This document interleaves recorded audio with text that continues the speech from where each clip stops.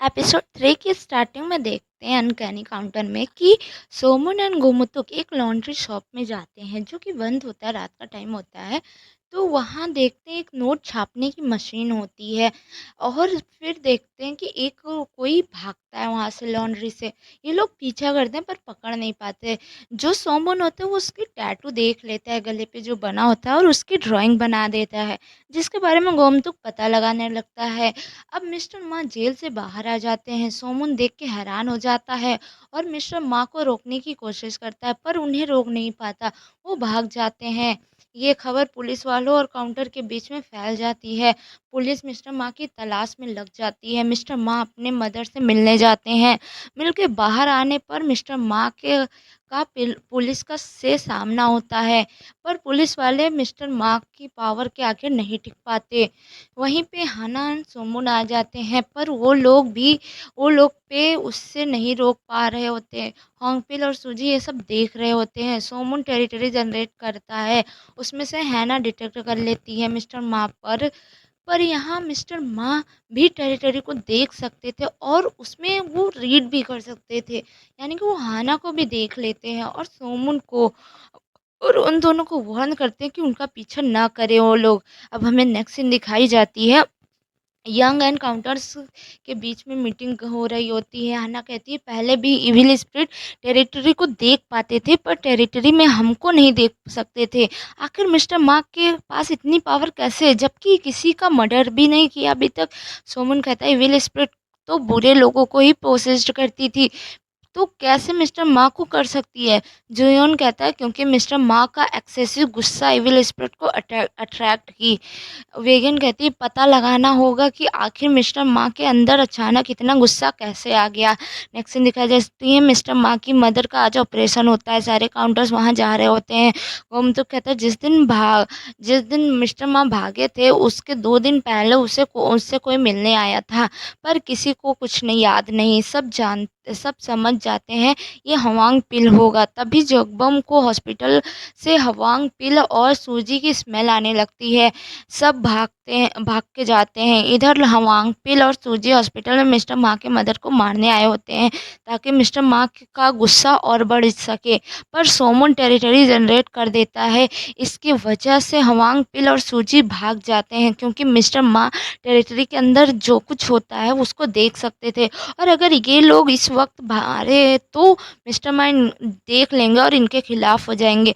बहरहाल मिस चू बचा लेती हैं मिस्टर मा की मदर को और उनका ऑपरेशन भी सक्सेसफुल होता है। नेक्स्ट सीन दिखाई जाती है गोमतुक उस लॉन्ड्री भागने वाले टैटू वाले आदमी से पता लगा लेता है।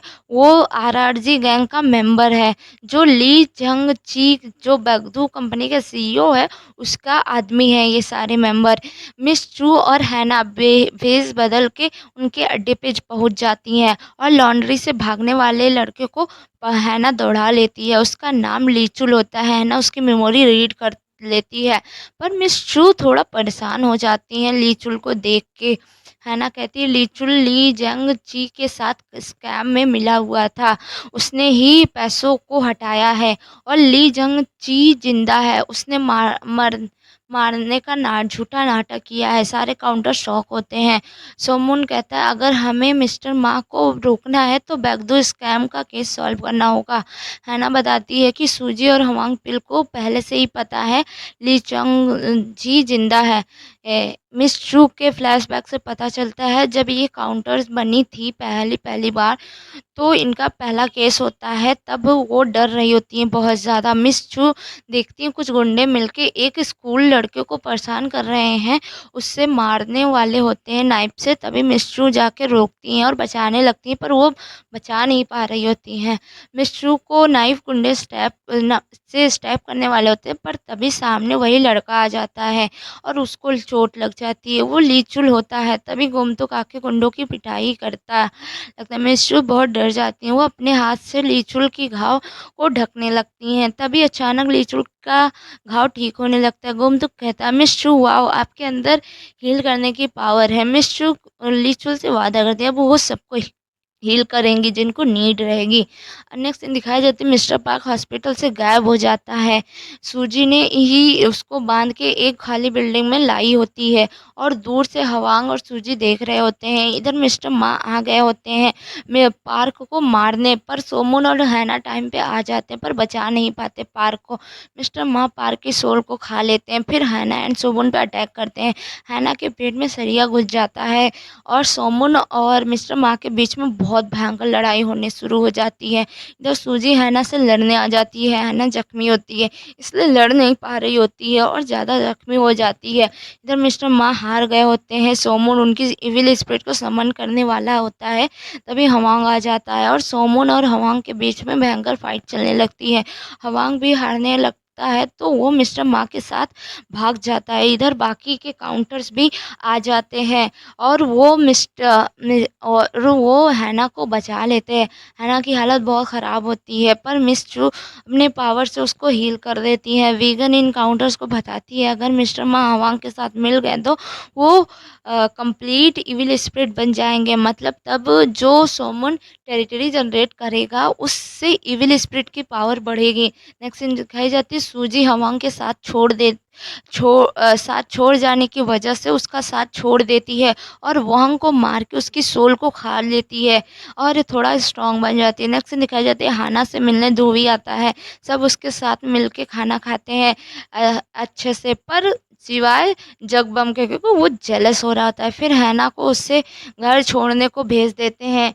हैना रास्ते में एक बच्चे को हंसते हुए देख के स्माइल कर रही होती है, उसको ऐसा देख के धोबी भी खुश होता है। दूर से इनको सूजी देख रही होती है। नेक्स्ट सीन दिखाई जाती है लीचुल को मिस्सू रास्ते में पकड़ लेती हैं, पकड़ के उसको ज़बरदस्ती घसीट के खाना खिलाने ले जाती हैं क्योंकि वो लीचुल को अपने बेटे की तरह देख रही होती हैं। लीचुल कहता है ओल्ड लेडी आप मेरे पीछे क्यों पड़ी हो।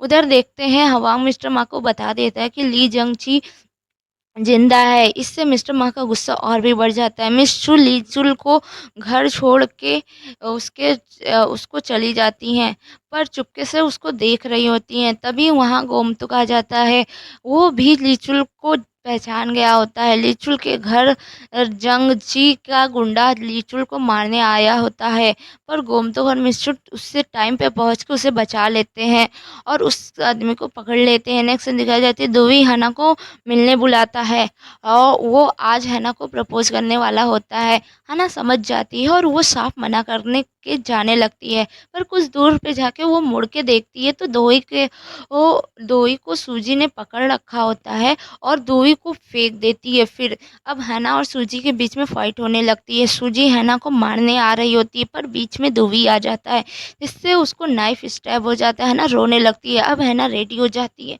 सूजी को पूरी जी जान से लड़ने के लिए और ये एपिसोड यहीं ख़त्म हो जाता है। नेक्स्ट एपिसोड के लिए मेरे चैनल को सब्सक्राइब करिए, लाइक करिए। Thank you.